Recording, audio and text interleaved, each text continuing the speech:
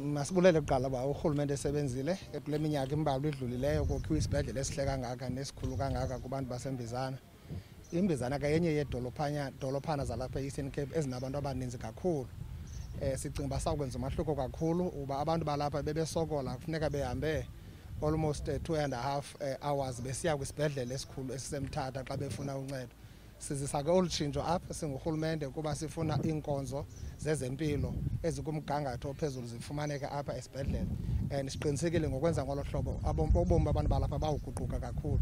Sisithiya ke ngotata u-OR Tambo nomama u-Adelaide Tambo kuba kufanelekile sinika imbeko sibhiyozela nemhla katata u-OR Tambo uzalwa.